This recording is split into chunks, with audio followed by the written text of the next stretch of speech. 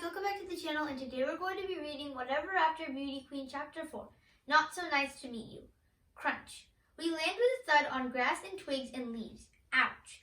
I sit up and look around. There are trees everywhere, with pretty orange, red, and yellow leaves. Unlike at home, where it's winter, it must be fall here. It's cool. Not cold, but there's a definite chill in the forest air.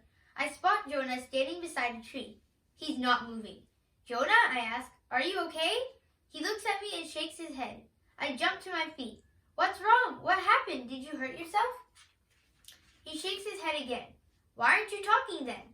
He opens his mouth and then closes it. Then he opens it again and yells, Abby, what is happening? We're in a fairy tale, I explain patiently. I told you. See? There is a magic mirror in our basement. Next time when I tell you something, you should believe me. He nods. His eyes are the size of frying pans. I put my hands on his shoulders. Did going through spark any memories? He doesn't answer. Jonah, can you hear me? I speak directly into his face.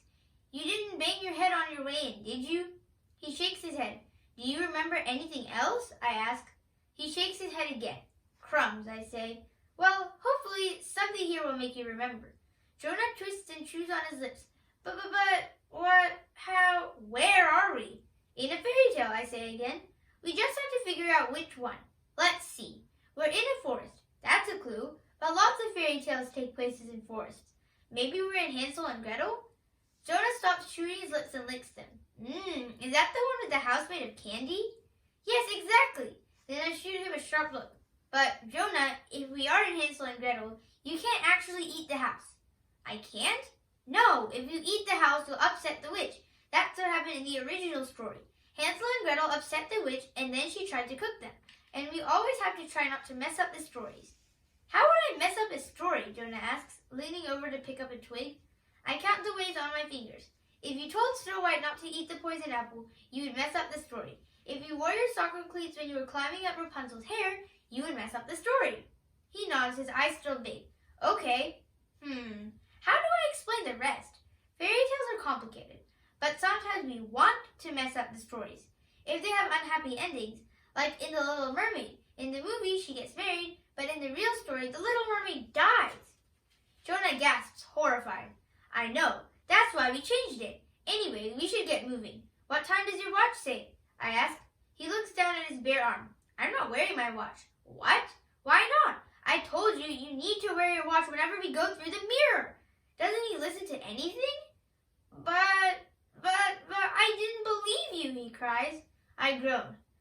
Well then, we have no way of knowing what time it is back home. We have to be back before Mom and Dad get out of bed at 7. If they find our beds empty, they'll have panic attacks. So we can't stay too long here. Just long enough for your memories to come back. Ruff, ruff. Prince runs ahead of us among the trees. Wait, Prince! Hold on, Jonah calls. He starts running after Prince. Then he turns around, and for the first time since we got here, he gives me a smile. A second later, he trips over a broken tree branch and falls on his flannel butt. Jonah, you have to be extra careful here, okay? You don't know what's just around the corner. We don't even know where we are yet. I'm fine, he shouts, hopping back up and continuing to run.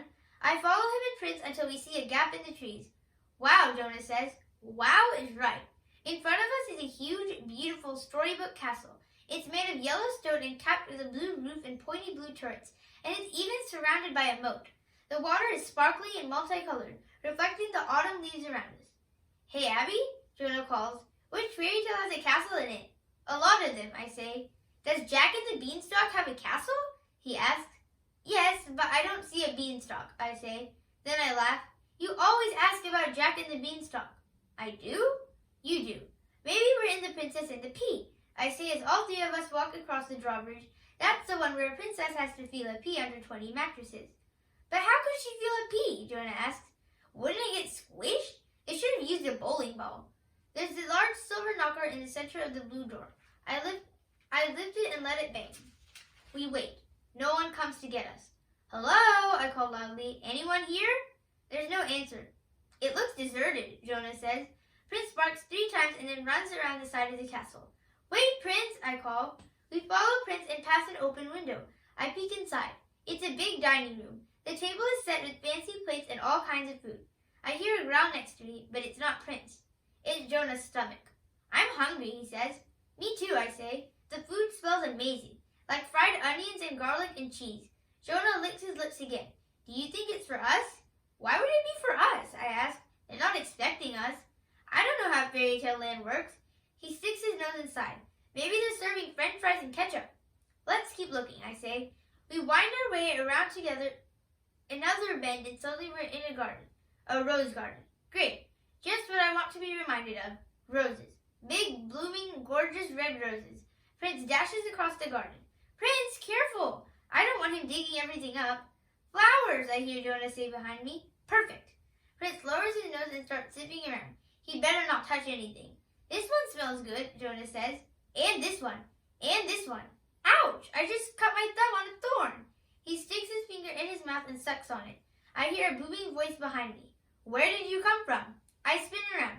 Standing in front of the garden is, well, he's at least 7 feet tall and hulking. His hands and face are covered in brown fur. He reminds me of a dog, but a human dog. His face is wrinkly, like a pug. He has big, shiny black eyes. This creature is looming ominously over Prince. Oh, he was talking to Prince. He hasn't seen Jonah or me yet. I motion for Jonah to kneel down next to me and hide behind a rose bush. Well, what is that? Jonah whispers, his face pale. I don't know, I admit. Is it an animal? No, it talked. Animals don't talk.